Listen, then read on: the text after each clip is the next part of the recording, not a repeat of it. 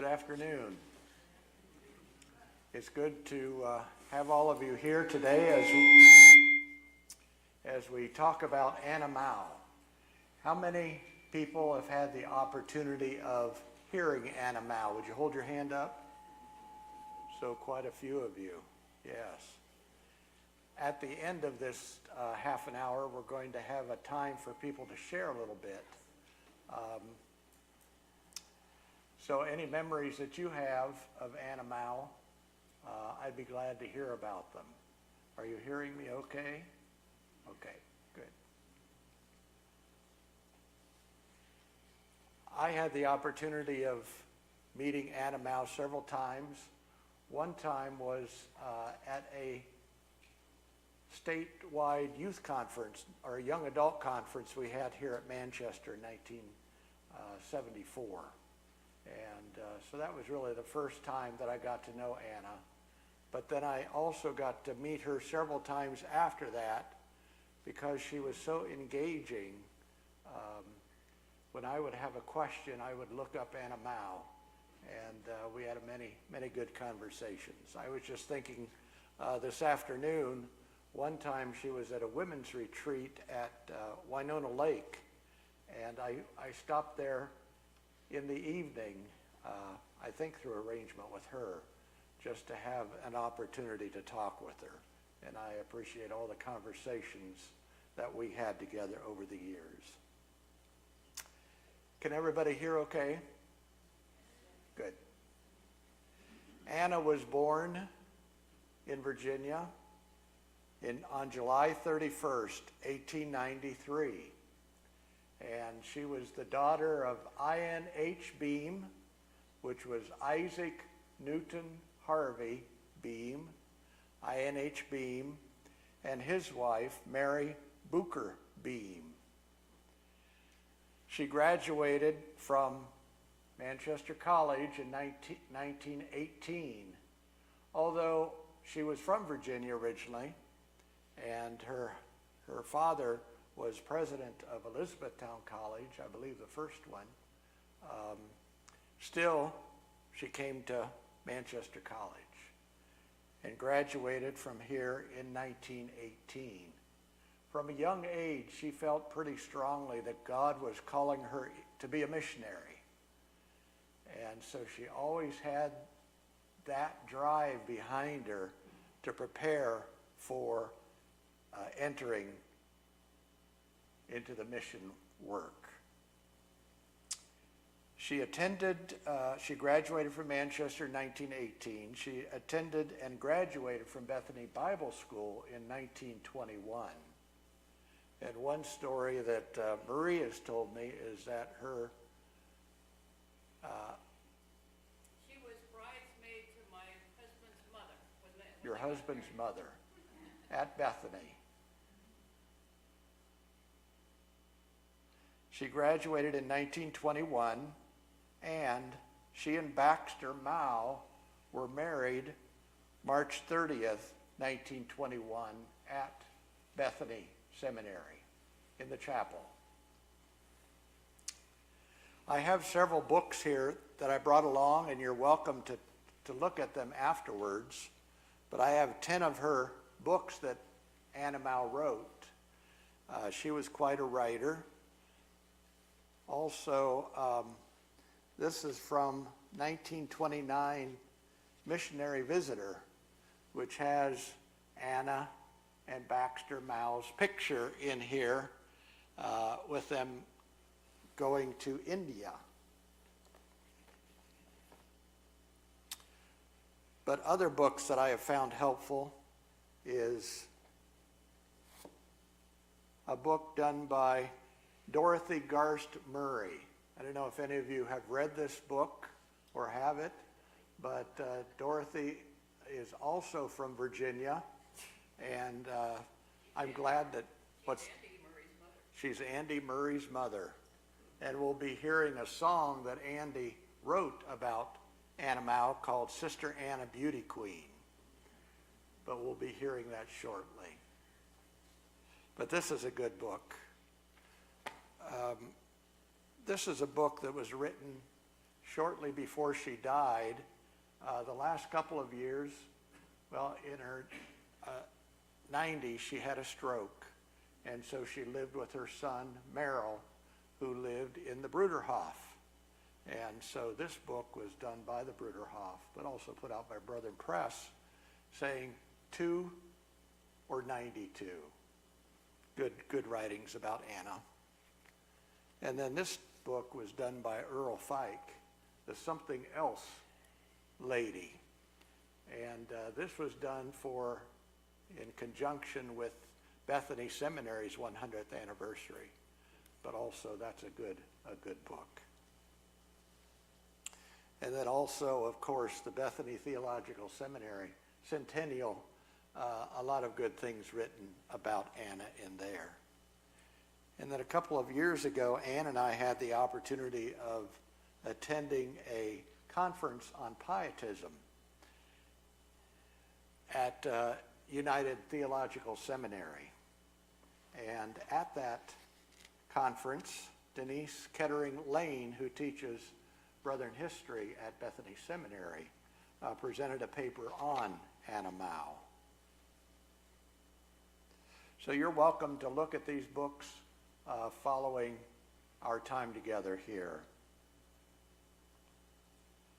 So she married Baxter in 1921, and after she finished Bethany Seminary, they went back to Virginia and worked in home missions for a couple of years while they waited for things to open up for them in India. So she was called by the church to go to India in 1923. And Anna and Baxter served from 1923 until 1940 in India. It was an interesting time in India because they were moving toward independence. You may remember that in the late 40s they received their independence. And one thing that we'll be hearing from Anna in this video that we'll be looking at is she begins the video by saying that she knew Gandhi, she met Gandhi, and that he would often go through their village. And so it was interesting. So when we start that video, that's the first thing you'll hear. One thing that was distinctive about Anna was her laughter, her voice, the way she could tell a good story, but people would often say her cackle.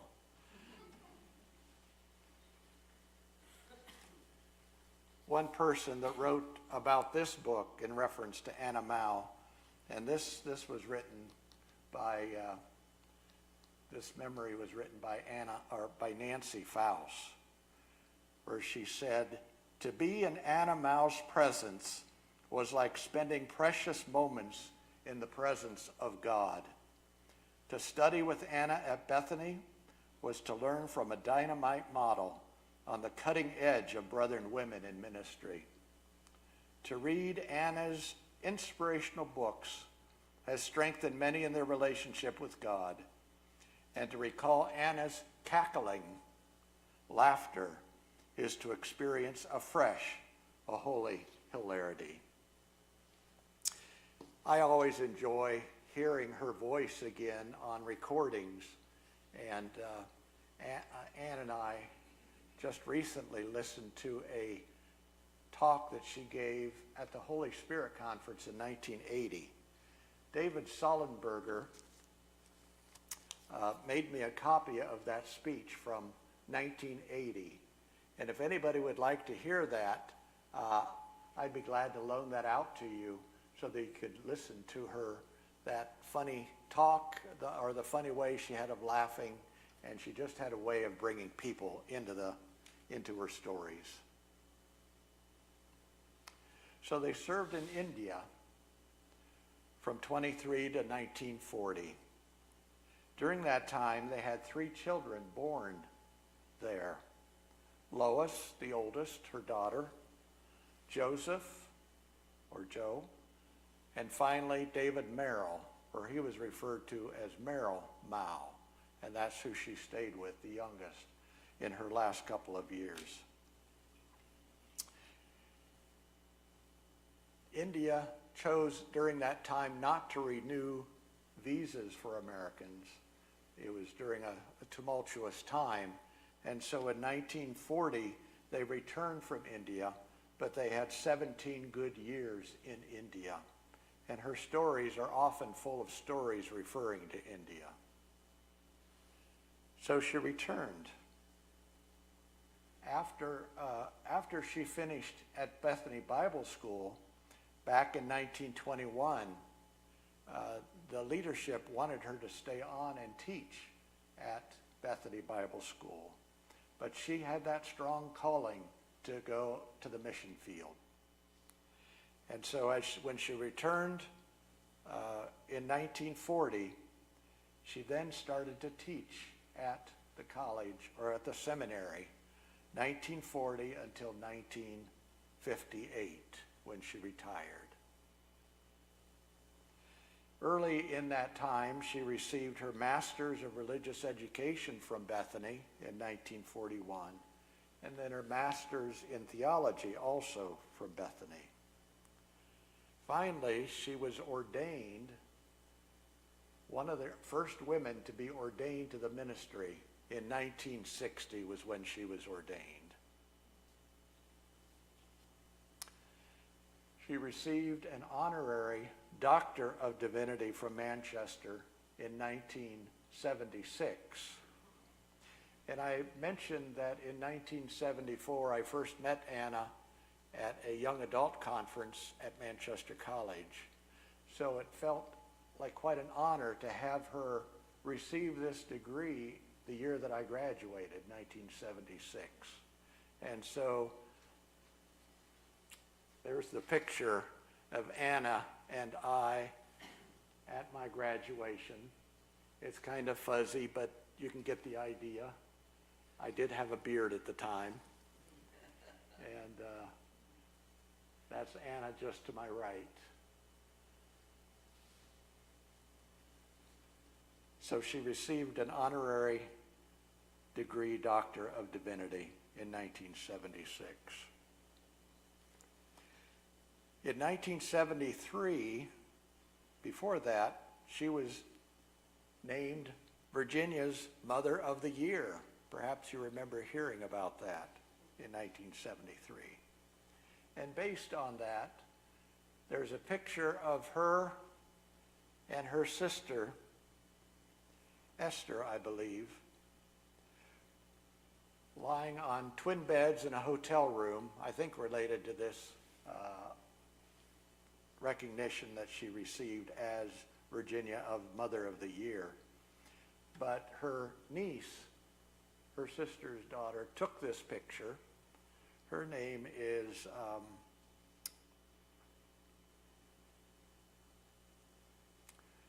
Mary Baber. I don't know if you know the name, Ron, but that would be one of her nieces. And that picture was listed in a magazine on photography in 1975. And so out of this story of her sister and her being on a bed with their feet up, their shoes off, and the interesting thing about the picture is that there's a hole in Anna's stocking.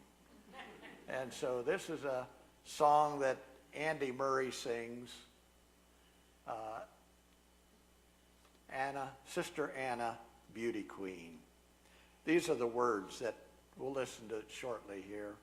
Sister Anna, Beauty Queen, your picture in a magazine, a hole in your stocking and a pocket full of dreams, 70 or 17, the beautifulest person I've ever seen. So that was the chorus, and then it goes on to several verses. And in this book, the Something Else Lady, there's a copy of that song on a CD also. So now we'll take a look at this video. This video was done by the Manchester Peace Studies department a few years ago. You may know that that department recognizes a different peacemaker each year. And one year, Anna Mao was recognized. And so thank you to Katie Gray Brown for giving us permission to see this here today, and also to Tim for handling all of this technology. I really appreciate Tim and his ability to do this. And then, of course, also to David Sollenberger for making a copy of this talk from the Holy Spirit Conference in 1980. Okay, let's look at the video.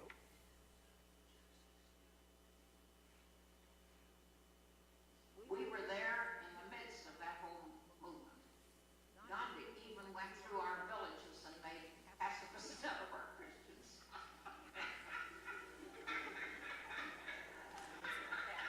There's her laugh. No, not all. Not many of them, in fact. He was a very wonderful man. Some people say that beauty's only as deep as This is Andy singing that song. and that it's a quality that's just not relevant for men. Though I love the masculine gender, I've got an open and I'd like to render the loveliest person I've ever known as a beauty I'd like to call my own. Oh, sister, and beauty queen, the picture in a magazine, a homemade stocking, a pocket full of jewels, 17, the beautifulest person I've ever seen. But she's a little too short for the hot, fashioned world. And she's a little too old for a jet set world. But she's a real universe at heart, 'cause her heart's so big. The universe is just a part of sister and beauty queen. Picture in a magazine, a homemade stocking, a pocket full of jewels, 17, the beautifulest person I've ever seen.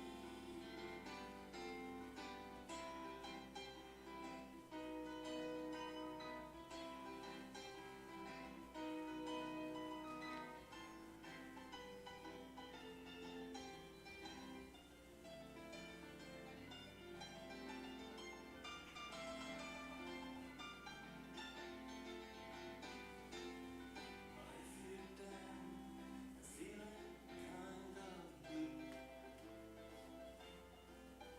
and the hard life seems just getting through, say hello to her and she can make you whole, 'cause her laugh's so big. But into your soul, sister and beauty queen, the picture in a magazine, a homemade stocking, a pocket full of jewels, 17, the beautifulest person I've ever seen.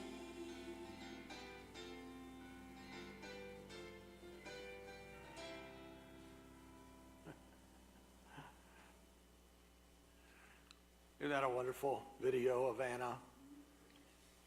I think they did a good job of doing that. Sister Anna, beauty queen.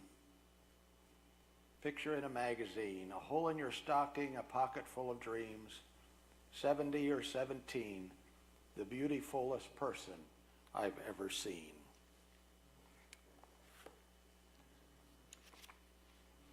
There's no way you can say everything about Anna Mao,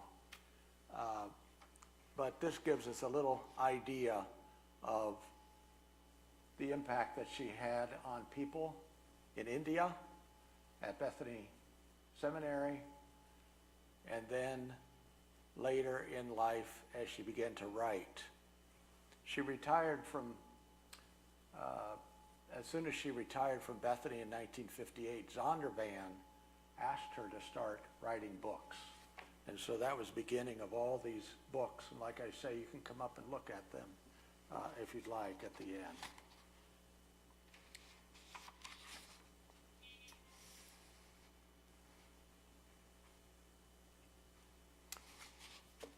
The conclusion of Dorothy Garst Murray's book, she says this: "It has been said that the primary reason for human existence is that we might glorify God and enjoy God forever. If that is true, then Sister Anna's life was truly a fulfillment of God's hope for each individual member of the human family. Her life was an absolute paean of perfectly irrepressible, triumphant belief. Such persons are as rare as rainbows in the kaleidoscope shuffle of humanity to which most of us will be exposed down through the years of our lives. The message of her life is an important one. It's timeless. It is for now, and it is for eternity." In the Christmas letter she wrote in recent years, these lines were included, lines which are an invitation to us to share in the joyous adventure that was hers in living. "Let us not leave God in his loneliness. Let us not waste his love. Let us become his instruments, imperfect, dull as we may be in his hands, measured by his standards as we go forth." I am thankful for Anna Mao, and now let's take an opportunity to hear a few stories from other people about Anna Mao. Let's start with Ron. And Ron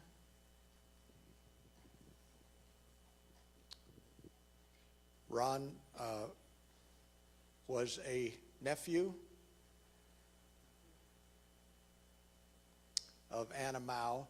He's a Beam, and so Anna was a Beam, and so he has memories of her. I do. I have memories of her. They're mostly from a child's standpoint, though, because where I knew her from was in Chicago, and I actually thought she was a missionary in China. Oh, you thought? Yeah, but I didn't know very much then, and she was an interesting person. That cackle that she had was amazing, and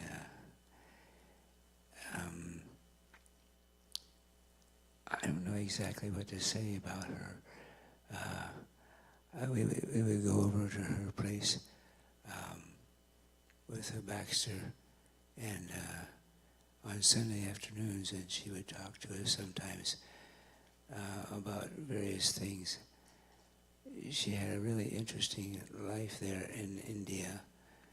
All these people that she knew, and I was fascinated by that.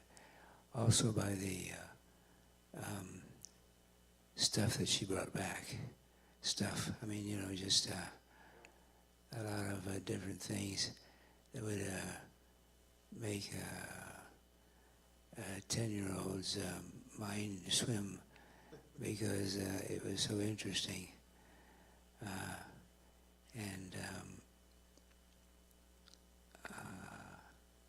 thank you, Ron, for Yeah. sharing those memories. Joe, do you have anything to say? You don't have anything to say? Okay. I know Marie does. Anna told us sometime, I don't know where we were, that when they were living in India and her children were young and they'd get fussy and irritable in the house, she'd make them go outside and run clear around the house at least 5 times.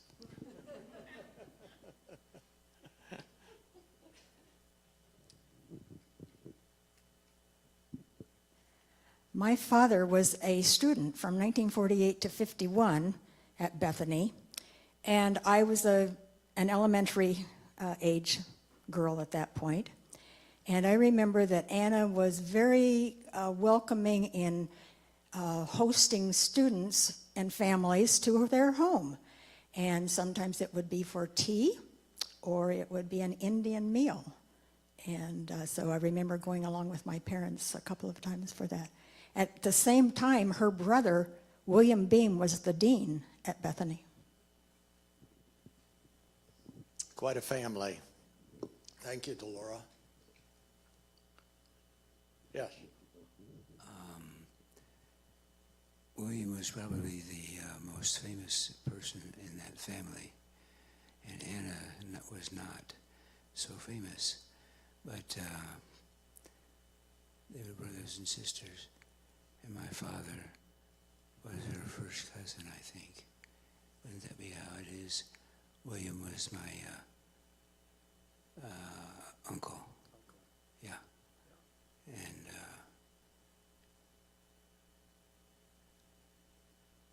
okay. Thank you. Anybody else have a memory or something you'd like to share about Anna? Yes.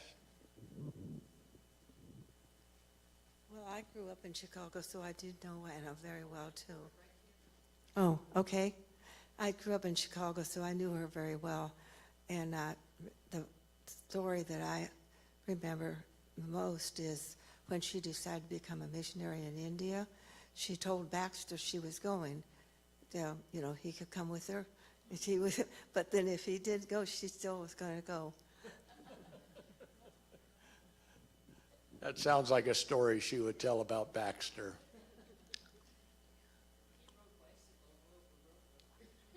That's right. Anybody else? Baxter worked, I think all the time. They lived in Bethany at Sears and Roebuck, because there was one that was close by there where we lived. We were wondering where he worked during that time. I'll be.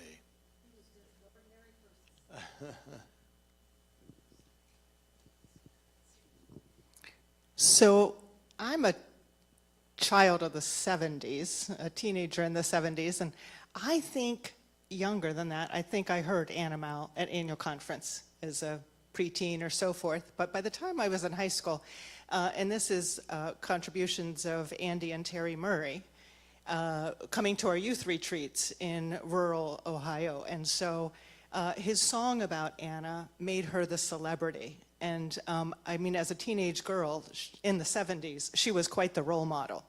And so the cover on the magazine, the hole in her stocking, all of that was true. And she was like our favorite grandmother if we saw her in a crowd of 8,000 at annual conference. And so I just honor the tradition, but I also attribute to Andy and Terry their outreach to many others and the continuation. So being maybe a little bit later generation, the story and the message that is shared. And so Anna Mao was kind of like our celebrity as a teenager.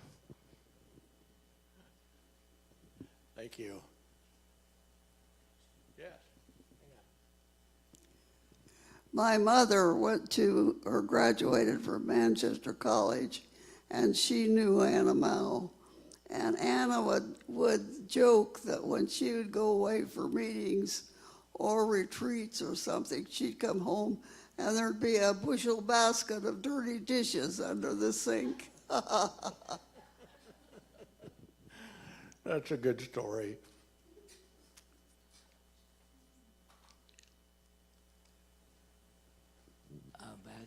Baxter would always give us $1 when we came over to his place. I don't know why, but a silver dollar. And so I had a bunch of those things. And one day I needed something, and I just bought it with those silver dollars, which was, of course, a mistake, but, you know. Good memory of Baxter. Anybody else? I want to thank you for coming this afternoon. It's good to share stories about Anna Mao, and good to remember a woman of faith who lived among us. Thank you for coming.